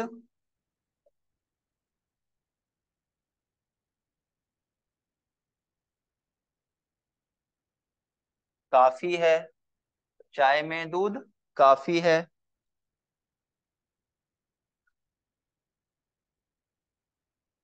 तो मैं उतना ही बोलना चाहिए जितना आवश्यक हो, तो मैं उतना ही बोलना चाहिए, बोलना चाहिए जितना आवश्यक हो, जितना क्या हो, आवश्यक हो। तो मैं उतना और जितना, तो मैं उतना ही बोलना चाहिए जितना क्या हो, आवश्यक हो। जितना उतना क्या होता है, परिमाण को दर्शाता है। अब भी जिसको समझ में नहीं आ रहा है कि सर हमको तो समझ में ही नहीं आ रहा है कि ये परिमाण कैसे है, तो भाई आप क्या करना है, क्रिया के पास जाना। जैसे मैं बताता आ रहा हूँ आपको, क्रिया के पास जाना है और क्रिया से कहना है कि भाई आप ही बताओ। तो वो जैसे क्रिया के साथ जाओगे, कोई वाक्य है ना। हाँ, वह कम बोलता है। भाई कितना बोलता है? कम बोलता है। कितना बोलेगा? कम। मतलब कितना या कितनी शब्द जिस क्रिया के साथ जुड़े वो क्या बताएगा आपको? परिमाण बताएगा। क्या बताएगा? अगर क्रिया के साथ अपन क्या शब्द जोड़ लें, कितना कितनी शब्द जोड़ लें, तो उससे अपन को क्या निकल के आ जाएगा? परिमाण निकल के आ जाएगा। इस बात को लिख लीजिए आप। ठीक है। अपन ने वहां पर क्या देखा? कालवाचक के समय अपन क्रिया से क्या जोड़ रहे थे? कब शब्द जोड़ रहे थे। स्थान सूचक में क्या जोड़ रहे थे? कहाँ जोड़ रहे थे। और यहाँ पर क्या जोड़ रहे हैं क्रिया के साथ? कितना कितनी। तो वो क्या बता रही है अपन को? परिमाण बता के दे रही है। बात क्लियर अब तो भाई? भाई कोई दिक्कत तो नहीं है ना? समझ में तो आ रहा है ना? ऊपर से तो नहीं जा नो रहा? सर। सर हाँ। मुझे पूरा आ गया समझ में सर। भाई सबको आना चाहिए। सर सबको भी सर आएगा सर, आप इतना अच्छा समझा रहे हो, बता रहे हो सर, कोई बच्चे की कोई क्वेरी नहीं सर, आ रहा है सर। नेक्स्ट वाक्य लिखिए। जितना खाती हो, सॉरी, तुम जितना खाती हो, तुम जितना खाती हो उतना तो भैंस भी नहीं खाती। तुम जितना खाती हो उतना तो भैंस भी नहीं खाती।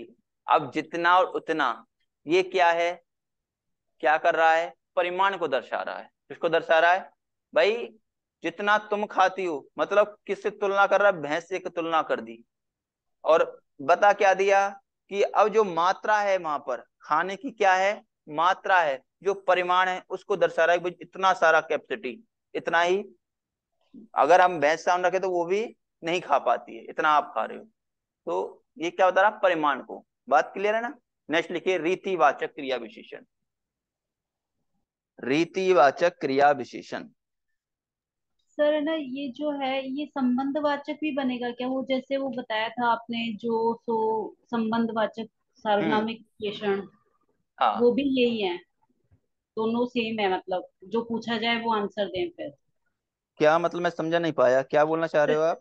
जैसे आपने पहले वो संबंधवाचक बताया था, जो हाँ जैसा, उतना, जितना, हाँ तो हाँ। सर वो भी यही है ना? देखो समझ। संबंधवाचक विशेषण में क्या हो रहा था? आपने, आशा जी ध्यान दीजिए, वहां संज्ञा शब्द थी। क्या था? संज्ञा शब्द था। और संज्ञा के साथ क्या था? इतना जितना आ रहा था। क्या रहा था? संज्ञा के साथ आ रहा था। मतलब एक वाक्य था और इसके बाद क्या रहा था? कोई कर्ता था या संज्ञा शब्द था। फिर उतना के बाद क्या होता था? सर्वनाम शब्द होता था या संज्ञा शब्द होता था। वो इसके साथ जुड़ा होता था या विशेषण शब्द होता था। लेकिन यहाँ पर जो अपन बात कर रहे हैं, मैंने लिखवाया तुम जितना खाती हो। क्या लिखवाया? तुम जितना खाती हो। अब जितना लिखवाया मैंने, खाती हो, इसके बाद क्या है? क्रिया है। इसके बाद क्या है? क्रिया है। दर्शा तो संबंध रहा है, लेकिन अब संबंध किसका दर्शा रहा है? क्रिया का। और क्रिया का दर्शाने के कारण ये क्या कहला रहा है? क्रिया विशेषण। क्या कहला रहा है? क्रिया विशेषण। जबकि वहां पर क्या था? वहां पर संज्ञा सर्वनाम विशेषण थे। बात क्लियर हुई आशा जी? Yes sir. हम्म। बस इतना ध्यान रखना है, यहाँ पर क्रिया के साथ सर संबंध एक है। बार वापस समझा दीजिए क्या चीज? ये वाला एक बार वापस समझा दीजिए सर। ये वाला लिख के समझा दूं? अच्छा। Yes sir. हम्म। तुम जितना खाती हो उतना तो भैंस भी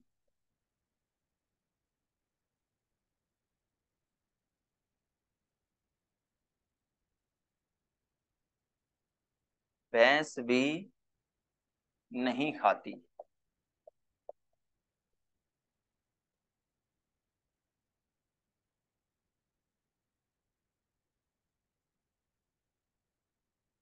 अब देखो, अब मैंने यहाँ पर जो आपको एग्जाम में पूछेगा, अब एग्जाम में आपको यहाँ पर तो अंडरलाइन करेगा, लेकिन अंडरलाइन यहाँ पर नहीं करेगा।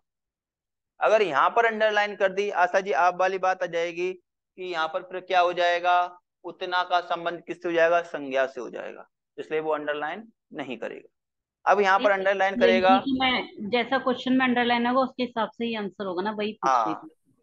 अब देखो, अब जैसे, अब यहाँ पर जैसे मैंने अंडरलाइन करी है, यहाँ पर करी है, कहाँ पर करी है, यहाँ पर। अब ये क्या है, क्रिया है, क्या है, क्रिया है। अब क्रिया के साथ इसका क्या है, संबंध है, क्या है, क्रिया के साथ संबंध है। क्रिया क्या कर रहा है, विशेषता बता रहा है, तो इस कारण इसको क्या बोल रहे हैं, क्रिया विशेषण। अब जितना खाती है, अब ये कितना खाती है, मैंने बोला क्रिया से क्या करो प्रश्न, कितना या कितने का प्रश्न करोगे, तो कितना खाती है, कितना करती है, कितना पढ़ती है, कितना लिखती है, तो जितना जो भी बताएगी क्रिया, वही उसका क्या हो जाएगा, परिमाण हो जाएगा। तो ये क्या हो गया उसका परिमाण। अगर यहां पर मैं अंडरलाइन कर देता और यहां पर नहीं होता, तो फिर अपन क्या बोल देते इसको, विशेषण। क्या बोलते, विशेषण। अब यहां पर ये किसका काम करेगा, समुच्चय बोधक विशेषण का कार्य करेगा, दो को जोड़ने का कार्य करेगा। अब मैंने यहां पर नहीं किया है, इधर करूंगा तो ऐसा हो जाएगा, क्योंकि वहां पर क्या होता है कि जो इस जोड़ने वाले शब्द है, कंजक्शन है, ये क्या होते हैं, दो वाक्यों को जोड़ते हैं। तो जहां पर संज्ञा, सर्वनाम या विशेषण जुड़ते हैं, जहां पर दो वाक्य जुड़ते हैं, वहां पर वो विशेषण आएगा। जहां पर क्रिया विशेषण के आगे अगर ये कंजक्शन आ रहा है, तो ये क्या कहलाएगा, परिमाणवाचक। बात क्लियर है ना अब तो, भाई कौन ने पूछा, अब तो क्लियर है, ये वाक्य पूछा था ना किसी ने। Yes sir. हाँ, ठीक है। इसके बाद नेक्स्ट लिखिए, रीतिवाचक क्रिया विशेषण। हाँ भाई, चार ही तो इसके पार्ट पढ़ा रहा हूं मैं, अभी संबंध कहाँ पहुंचा हूं। लिखिए रीतिवाचक क्रिया विशेषण।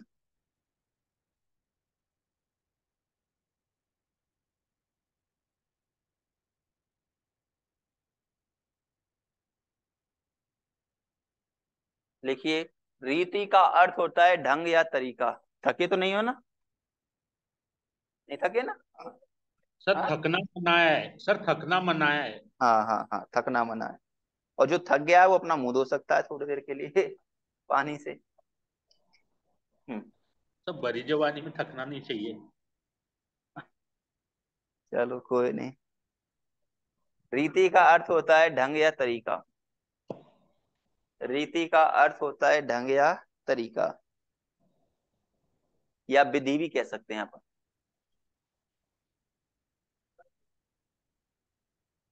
ढंग या तरीका या विधि। लिखिए, बे अव्यय शब्द, बे अव्यय शब्द जो क्रिया के होने की रीति ढंग, जो क्रिया के होने की, जो क्रिया के होने की रीति ढंग, विधि या तरीका बताते हैं। रीति ढंग, विधि या तरीका बताते हैं,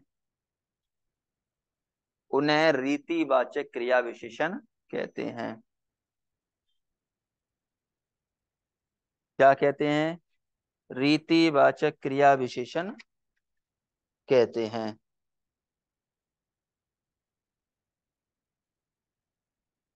जैसे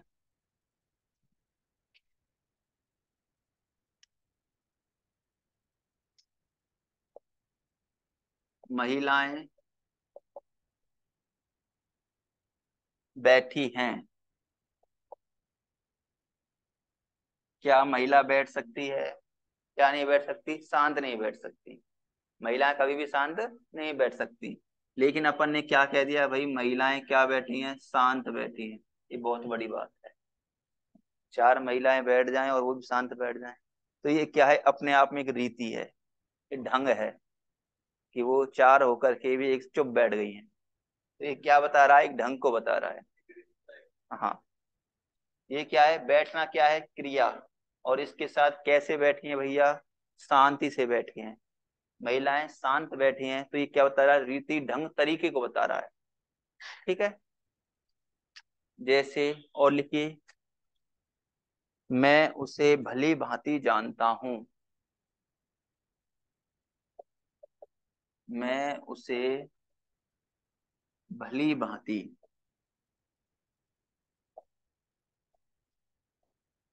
भली भांति जानता हूं।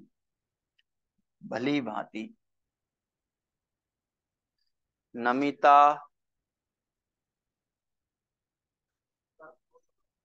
क्या क्या होगा, बोलो क्या। भाई हर दिन, दिन दिन प्रतिदिन, उसमें भली भांति नहीं आएगा। भली भांति एक तरीके को बताता है। आप भली भांति अच्छे प्रकार से बैठे हो, आप भली भांति सही जगह पहुंच गए हो, ठीक है। तो भली भांति वहां पर दिन को प्रदर्शित, काल को प्रदर्शित नहीं कर रहा है। भली भांति मैं तुम्हें अच्छी तरह भली भांति जानता हूँ, मतलब भली भांति जानता हूं मतलब बहुत अच्छी तरह परिचित हूँ। जैसे और लिखिए, तुम तेज तेज बोल रहे हो। सर आप नमिता का बता रहे थे ना। हाँ, नमिता लिख लीजिए। नमिता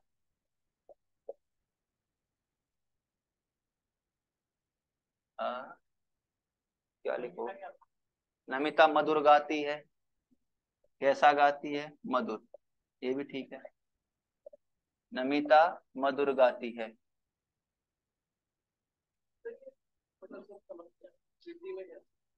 समझे, पर लिखो तो सही आप। नमिता मधुर गाती है, जैसे तुम तेज तेज बोल रहे हो। तुम तेज तेज बोल रहे हो।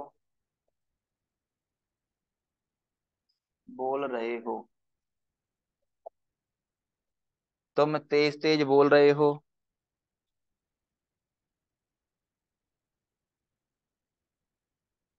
सर्प रेंग चलता है। सर्प रेंग चलता है।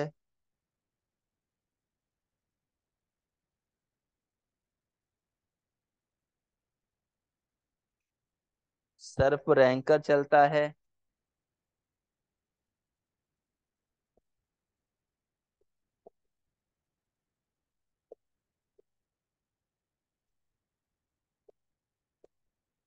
एक वाक्य और लिखिए।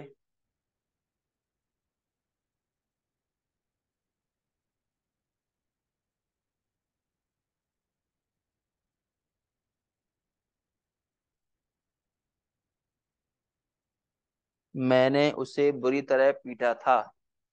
मैंने उसे बुरी तरह पीटा था। मैंने उसे बुरी तरह पीटा था। पीटा था। मैंने उसे बुरी तरह पीटा था। देखिए भाई, रीतिवाचक के अंदर क्या होता है। रीतिवाचक क्रिया विशेषण के अंदर ढंग, तरीका, रीति या विधि के बारे में बताया जाता है, ठीक है। अब यहाँ पर इसके साथ रीति कैसे है। देखिए, जब कोई क्रिया के साथ अगर अपन किस प्रकार, कैसे या किसके हिसाब से क्या कर देते हैं, प्रश्न कर देते हैं, तो अपन के सामने रीति निकल के आ जाएगी। क्या जोड़ दें क्रिया के साथ, किस प्रकार जोड़ दें, किस जोड़ दें, तो क्या निकल के आ जाएगी, रीति निकल के जाएगी।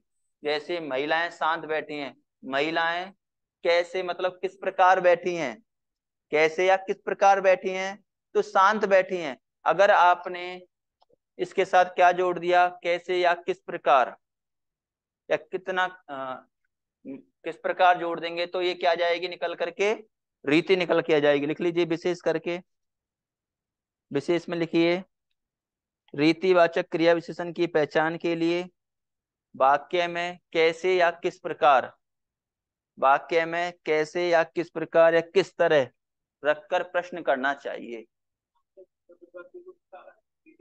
हम्म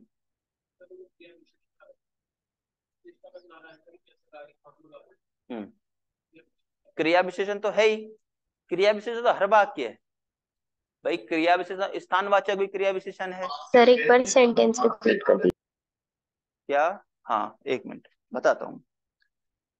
रीतिवाचक क्रिया विशेषण की पहचान के लिए क्रिया के साथ क्या प्रयोग करना चाहिए, किस प्रकार, किस तरह या कैसे शब्द प्रयोग करना चाहिए।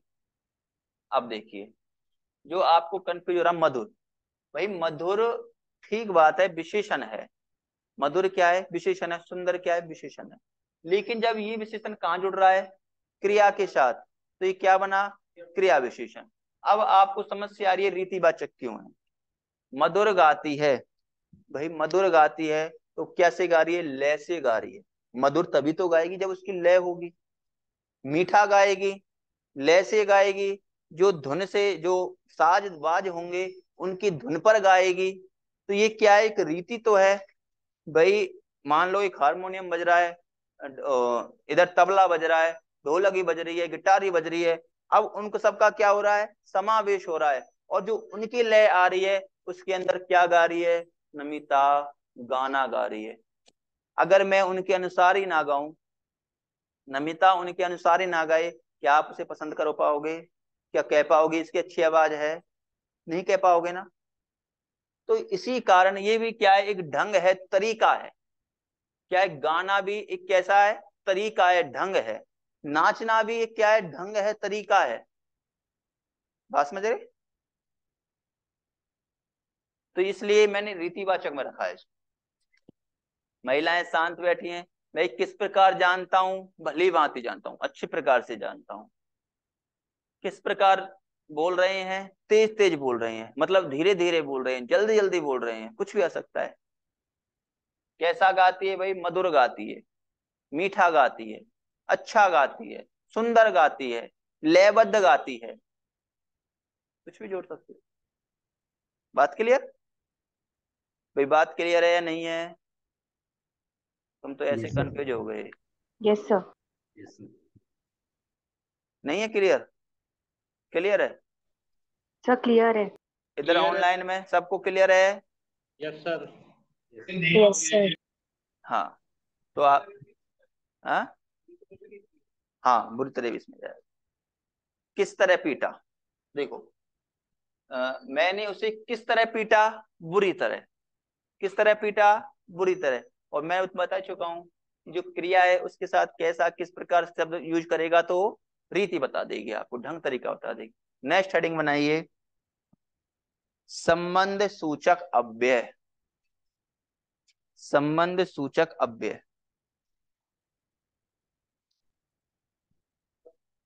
हाँ, संबंध बोधक लिख दीजिए, सूचक लिख दीजिए, कुछ भी लिख दीजिए भाई।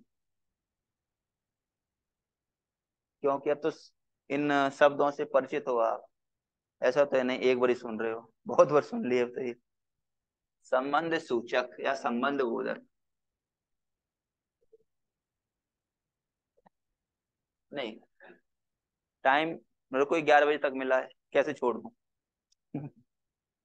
संबंध बोधक। हाँ, अगर तुमको दिक्कत आ रही है, समझ नहीं आ रहा है, तो मैं उसको रिपीट कर सकता हूँ, पर छोड़ने की मत करो। छोड़ूंगा मैं 11 बजे। संबंध बोधक अव्यय। संबंध बोधक अव्यय के अंदर क्या होगा कि यहाँ पर अपन क्या देखेंगे कि जो दो बात होंगी, क्या होता है संबंध के अंदर? जो दो बात होती हैं उनके मध्य क्या हो जाता है? एक संबंध स्थापित होता है। क्या होता है? संबंध स्थापित होता है। और यह संबंध ही क्या कहलाता है? संबंध बोधक। अब ये संबंध कहाँ पर स्थापित होता है? अधिकतर आपने देखा होगा संज्ञा या सर्वनाम में। कहाँ पर स्थापित होता है? संज्ञा या सर्वनाम। जैसे आशा जी ने बताया अभी कि संबंध अपन को देखने को कहाँ मिलता है? जब अपन दो वाक्य जोड़ते हैं, एक वाक्य ये और एक वाक्य ये, तो यहाँ पर क्या होगा? उसका कर्ता होगा या संज्ञा या सर्वनाम होगा। या फिर यहाँ पर भी क्या होगा? कर्ता होगा, संज्ञा या सर्वनाम होगा। या फिर अपन दो बात कह रहे हैं कि दो संज्ञाएं हैं, इन दो संज्ञाओं के मध्य क्या करेगा? कोई संबंध जोड़ने का कार्य करेगा, तो भी वो संबंध सूचक होगा। या फिर दो सर्वनाम है, दो सर्वनामों के मध्य क्या जोड़ने का मतलब संबंध जोड़ने का काम करेगा, वो भी क्या कहलाएगा? संबंध बोधक। बात क्लियर? लिखिए डेफिनेशन। बे अव्यय शब्द। बे अव्यय शब्द जो दो बातों, जो दो बातों के स्पष्ट संबंध का बोध कराते हैं, जो दो बातों के स्पष्ट संबंध का बोध कराते हैं, जो दो बातों के स्पष्ट संबंध का बोध कराते हैं, अर्थात अर्थात बे अव्यय शब्द जो दो बातों के स्पष्ट संबंध का बोध कराते हैं, अर्थात बे अव्यय शब्द जो संज्ञा या सर्वनाम के बीच बे अव्यय शब्द जो संज्ञा या सर्वनाम के बीच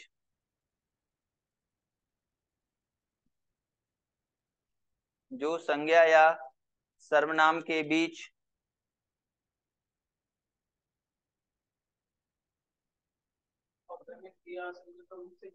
क्या मतलब, हाँ हाँ समझाऊंगा ना आपको, हर चीज समझाऊंगा। वाक्य देखिए अभी, संज्ञा या सर्वनाम के बीच संबंध का बोध कराते हैं, संबंध का बोध कराते हैं, संबंध बोधक अव्यय कहलाते हैं, संबंध बोधक अव्यय कहलाते हैं।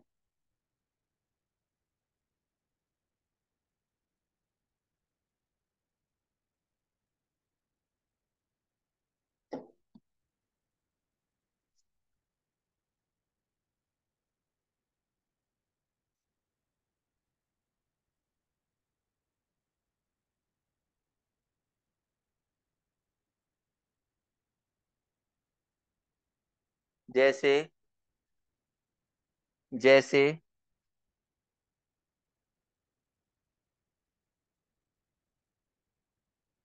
सरकार के विरुद्ध तुम भाषण मत देना, सरकार के विरुद्ध तुम भाषण मत देना।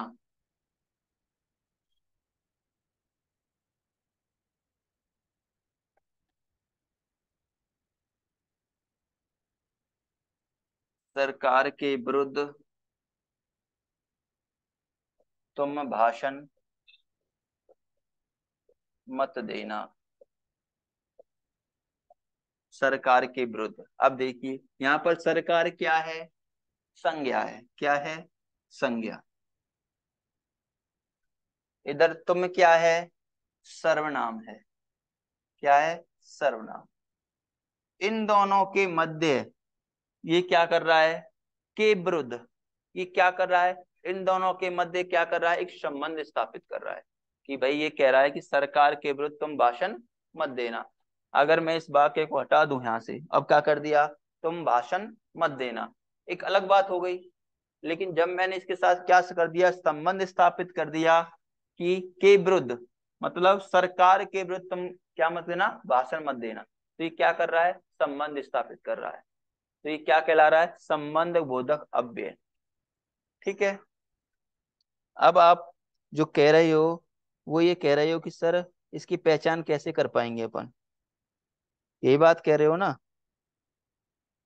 देखिए इसमें क्या होता है, इस क्या,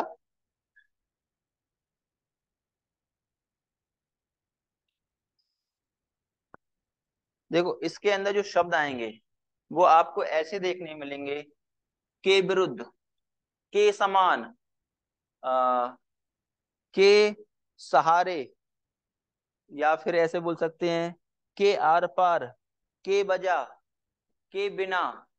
मतलब जहां पर अगर आपको वहां जब पढ़ोगे आप संबंध सूचक शब्द समुच्चय बोधक पढ़ते हो, विशेषण पढ़ते हो, वहां पर क्या होता है कि जितना उतना कंजक्शन का कार्य करेगा। वहां पर क्या आ रहे हैं, कंजक्शन है सीधे सीधे, कि भाई दो कंजक्शन आ गए, एक यहाँ पर एक यहाँ पर। लेकिन यहाँ पर क्या हो रहा है संबंध बोधक के अंदर, आप समझने का प्रयत्न करिए कि यहाँ पर क्या हो रहा है, दो संज्ञा भी हो सकती हैं, संज्ञा सर्वनाम भी हो सकता है। तो आपको क्या मिलेगा कि जो यहाँ पर क्या होगा वो डिफरेंस करने का काम करेगा कि भाई के विरुद्ध, के बिना, के बजाय, के हर पल, या और भी बोल सकते हैं के आर पार, के कारण, के अतिरिक्त, की जगह। ऐसे शब्द देखने को मिलेंगे, लिख सकते हो इस बात को भी आप, जो लिखना चाहे वो लिख सकता है। के शब्द देखने को मिलते हैं यहाँ पर संबंध बोधक में, के कारण, के हेतु, के कारण, के हेतु, की ओर, की ओर, के सहारे, के समान, के सहारे, के समान, के संग, के संग, के आर पार, के आर पार, के अतिरिक्त, के स्थान, ऐसे शब्द मिलेंगे। क्या जुड़ा होगा? के विरुद्ध, इसे भी लिख सकते हो के विरुद्ध। अब तो बात क्लियर हो जाएगी ना। लिखिए, जैसे लड़कों की तुलना में, नेक्स्ट वाक्य देखिए, लड़कों की तुलना में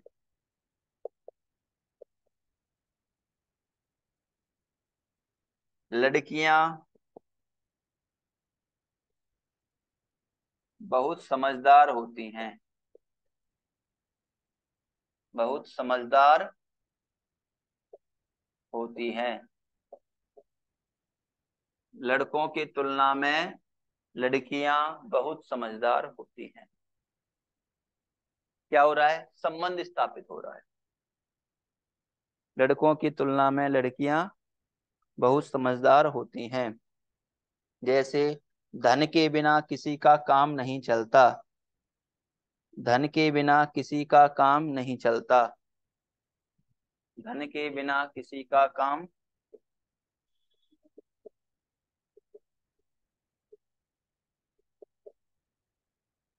किसी का काम नहीं चलता।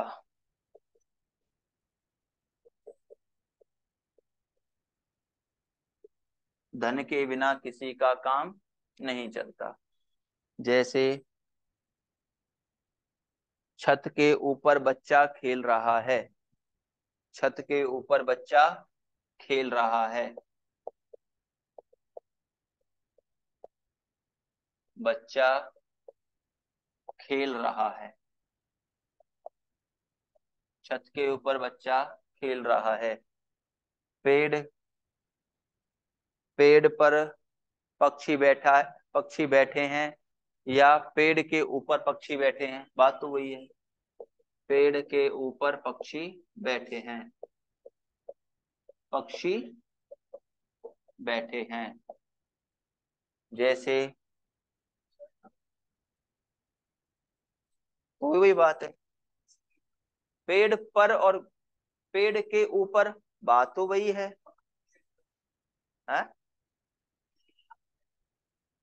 हाँ, पर होता, हम कैसे पहचाने? तो वही तो बताया है मैंने यार। पर मतलब ऊपर ही तो बैठेगा भाई, पेड़ पे लटकेगा थोड़ी, टहनी के ऊपर ही तो बैठेगा। अब मैं कहूँ कुर्सी पर आदमी बैठा है तो कुर्सी के ऊपर ही बैठेगा, कोई नीचे थोड़ी बैठ जाएगा कुर्सी पकड़ के। कहाँ? हाँ हाँ, अभी कराऊंगा मैं, वो भी कराऊंगा इनमें, करूंगा ना, आपस में डिफरेंस कराऊंगा भाई। अभी स्थान में और इसमें डिफरेंस कराऊंगा संबंध में। तो वो तो सही, पहले स्थान पे इस पे चल लें। पेड़ के ऊपर पक्षी बैठा है। जैसे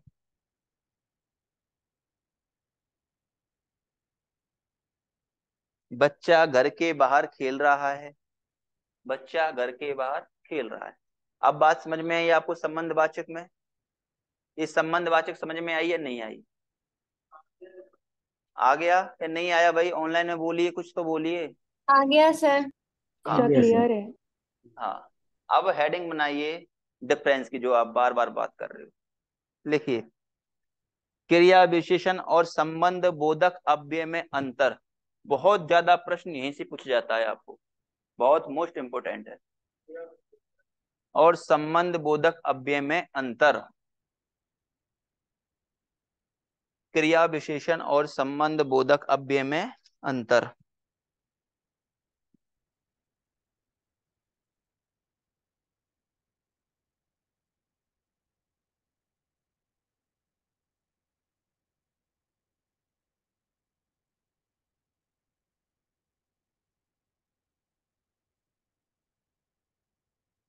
क्रिया विशेषण और संबंध बोधक अव्यय में अंतर। जैसे लड़का, समझिए भाई एक बार, भीतर बैठा है। 5 मिनट की बात अभी छोड़ दूंगा। लड़का भीतर बैठा है। लड़का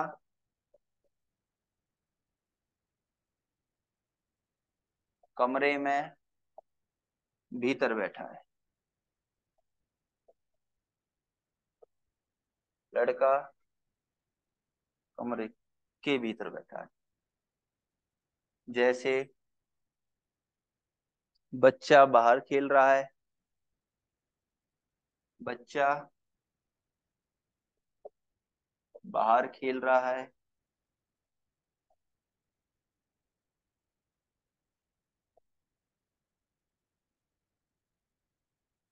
बच्चा घर के बाहर खेल रहा है।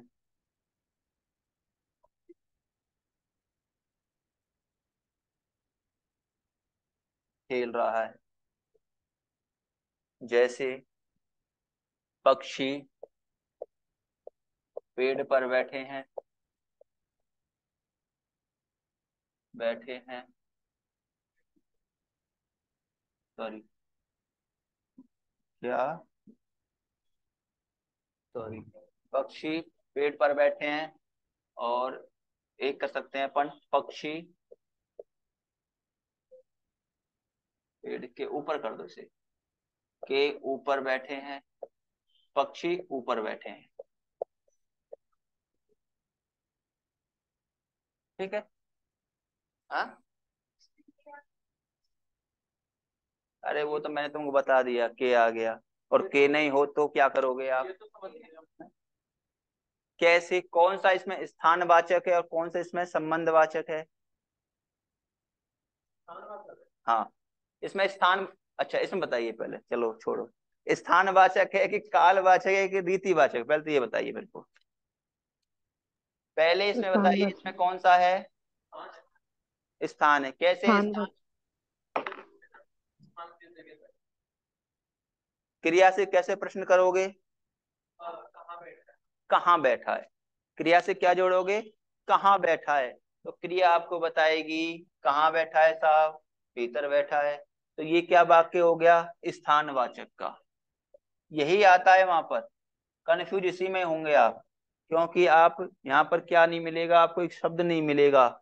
जो कौन शब्द होगा? ये संज्ञा का शब्द हो सकता है, ये अब ये सर्वनाम का शब्द हो सकता है। जो यहाँ पर क्या कर रहा होगा?